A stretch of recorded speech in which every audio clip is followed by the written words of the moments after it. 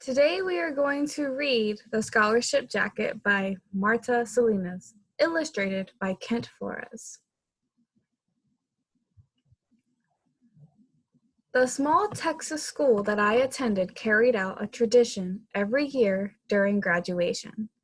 A beautiful gold and green jacket was awarded to the class valedictorian, the student who had maintained the highest grades.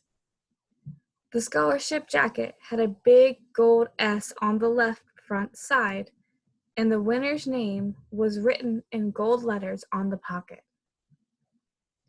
I fully expected to win. I had been a straight A student since the first grade. I looked forward to owning that jacket.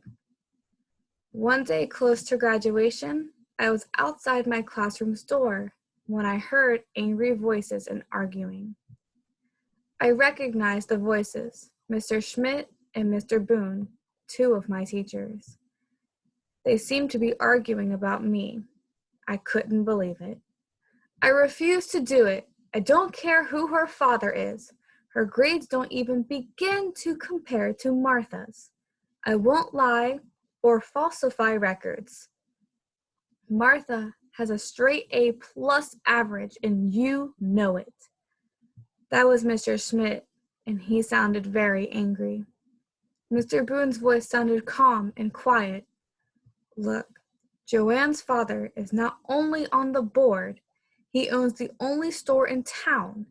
We could say it was a close tie, and only a word here and there filtered through. Martha is Mexican. Resign won't do it. I don't remember how I made it through the afternoon. I went home and cried. It seemed cruel. It seemed a cruel coincidence that I had overheard that conversation.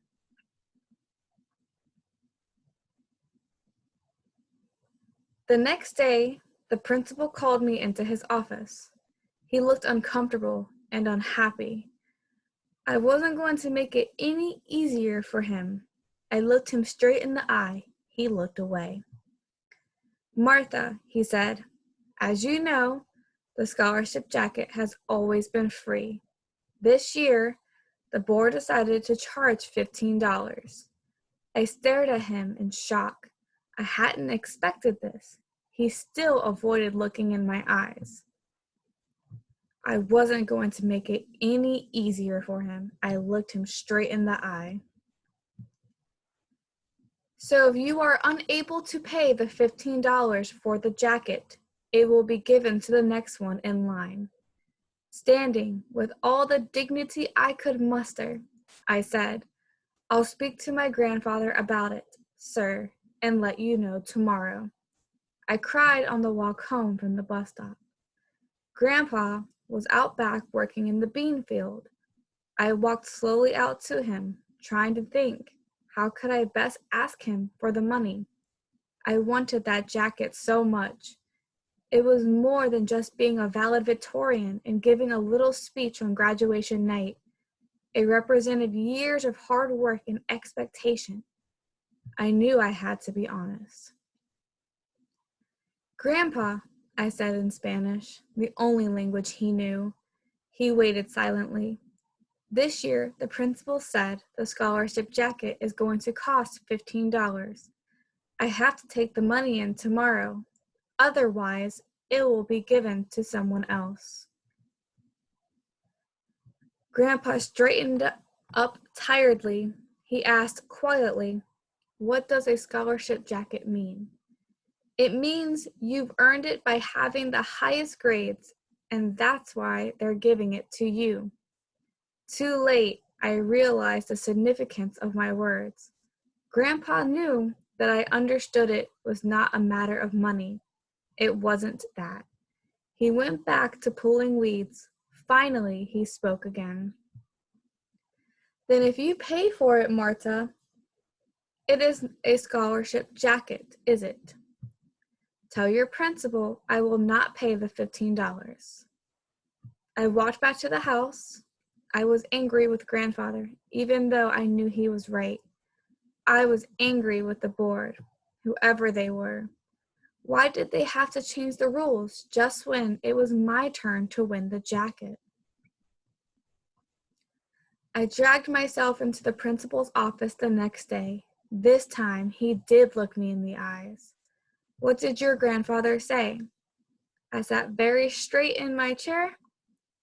He said to tell you he wouldn't pay the $15. The principal muttered something and walked over to the window. Why? He finally asked. Your grandfather has the money. I forced my eyes to stay dry. He said if I had to pay for it, then it wouldn't be a scholarship jacket. I stood up to leave. I guess you will just have to give it to Joanne. I was almost to the door when he stopped me. If I had to pay for it, then it wouldn't be a scholarship jacket. Martha, wait. What did he want now? I could feel my heart pounding. Something bitter and vile tasting was coming up in my mouth. I was afraid I was going to be sick. I didn't need any sympathy speeches. He sighed loudly and looked at me.